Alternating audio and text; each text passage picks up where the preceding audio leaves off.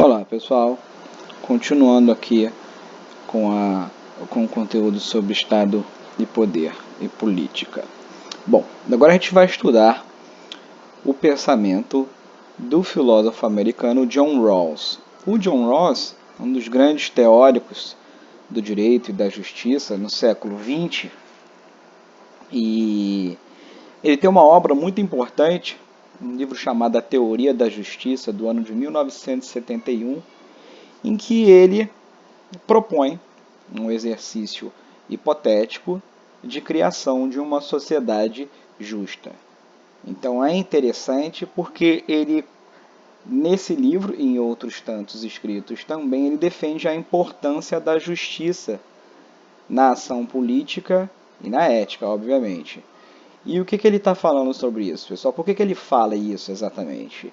Porque ele faz uma crítica ao utilitarismo.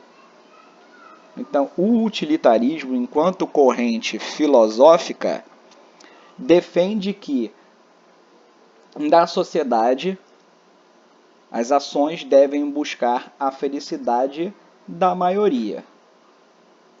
Bom, hipoteticamente, se a gente pensar desse ponto, ok.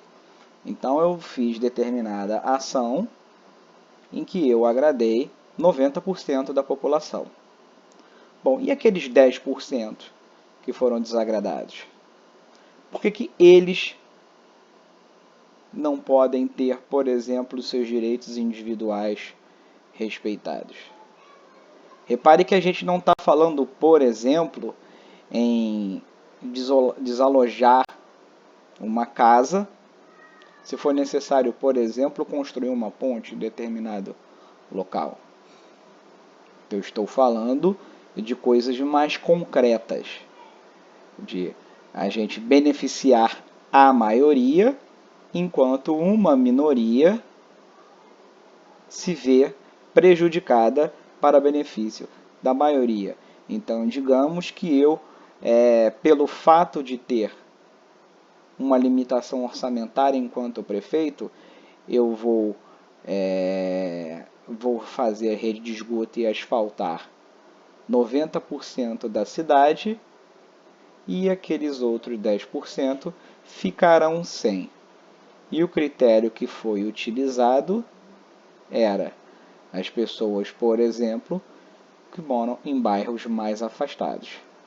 A pergunta é, se todos têm direito ao acesso ao asfaltamento e ao tratamento de esgoto, por que uns têm que ser prejudicados em benefício da maioria? Reparem, eu não estou falando de a gente tem que começar de um lugar e tem que terminar pelo outro. Eu estou falando de sacrifício, de infelicidade. É sobre isso que o John Rawls fala.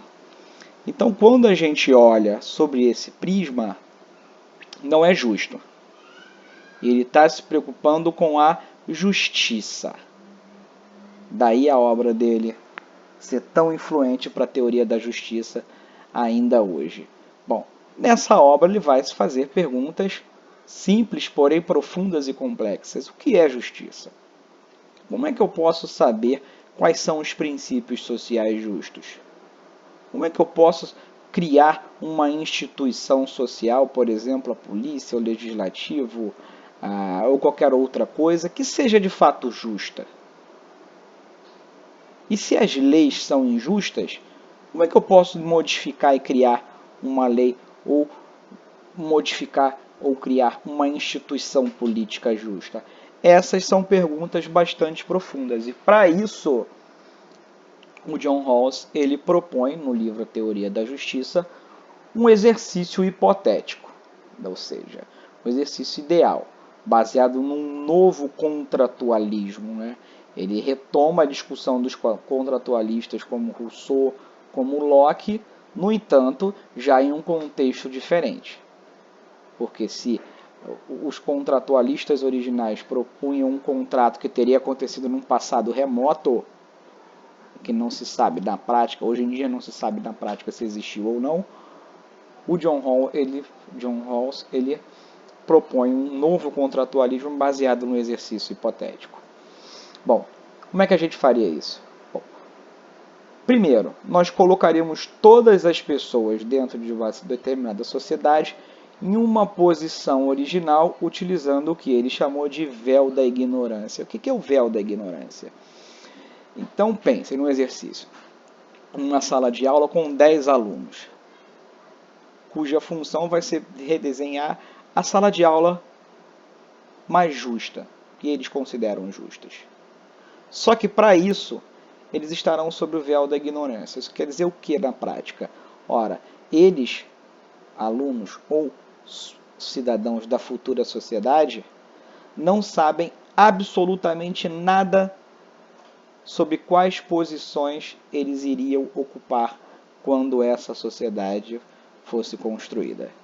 Não saberiam se seriam homens, mulheres, negros, brancos, ricos ou pobres, saudáveis ou doentes, que morassem no norte ou morassem no sul.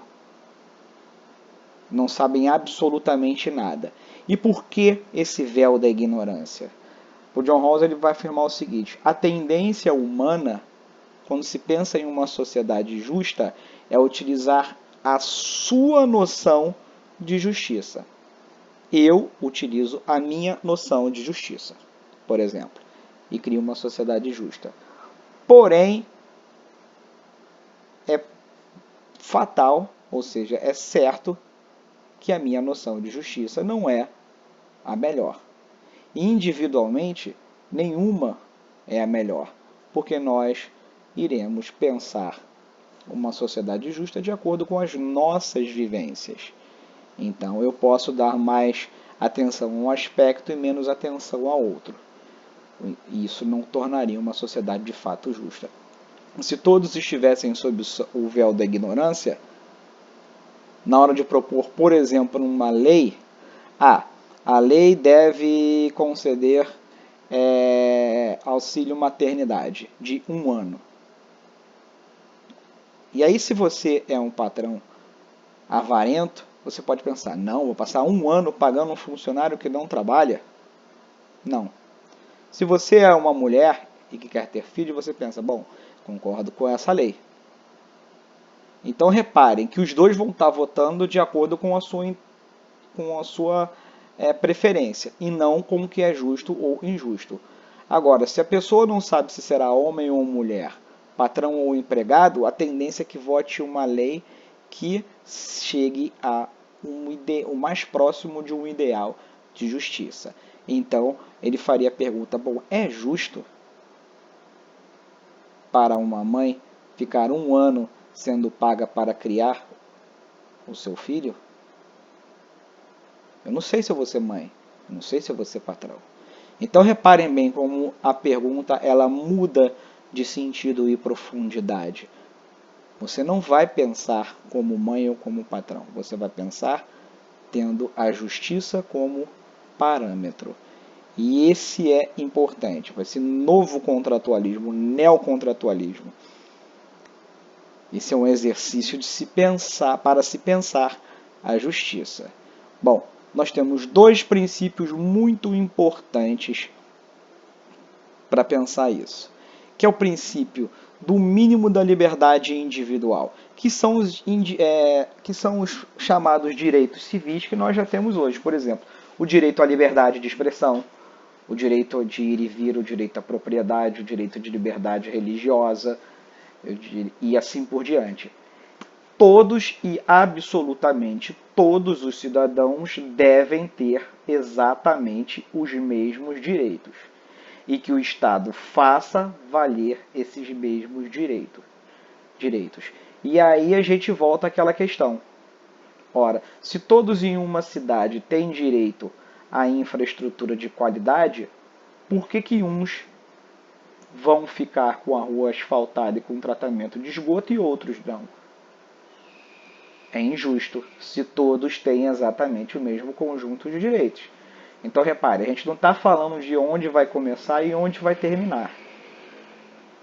A gente está falando de, independente de começar na rua A ou na rua Z, todas as ruas de A a Z serão asfaltadas.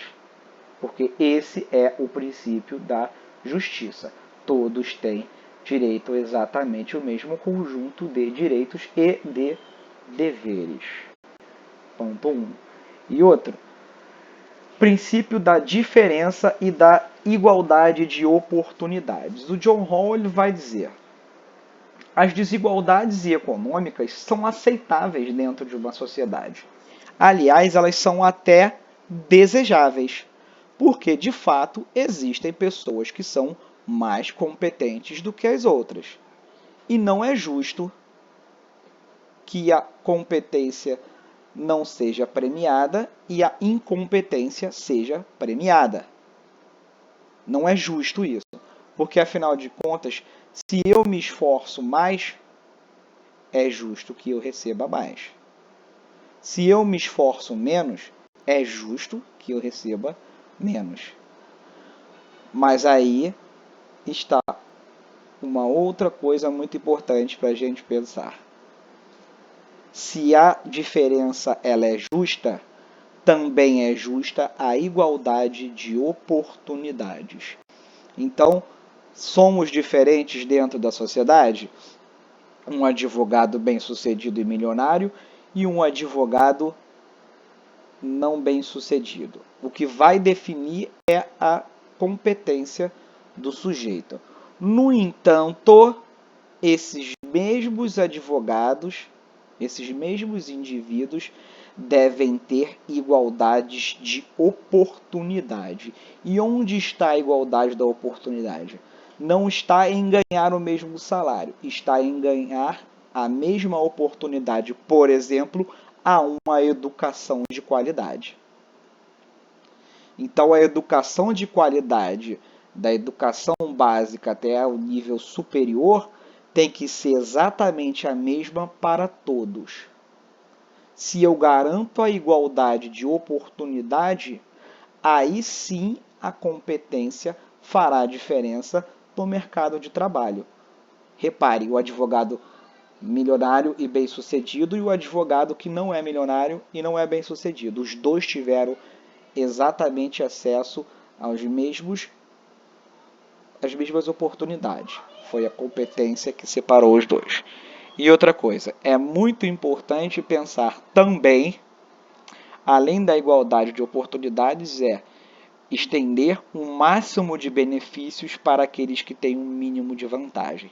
Então, reparem, as pessoas mais pobres teriam os seus benefícios estendidos justamente porque elas são mais vulneráveis. Então, reparem, o filho de um homem milionário que pudesse pagar a melhor faculdade do mundo, ele poderia pagar, não há problema nenhum nisso. Mas o filho do homem mais pobre dessa mesma sociedade também teria acesso a uma educação importante, a uma educação de qualidade, as mesmas oportunidades, para que esse mesmo sujeito, independentemente de ter nascido em uma família pobre, tenha oportunidade de ver o seu talento valorizado. E é claro que com o passar do tempo, isso contribuiria para a própria ascensão econômica dele e da sociedade como um todo. Então reparem, isso faria com que a sociedade fosse cada vez mais justa e os problemas de desigualdade, de oportunidade e econômicas estariam sentadas em problemas menores. Existiriam os milionários? Sim, mas com o passar do tempo não existiriam os miseráveis.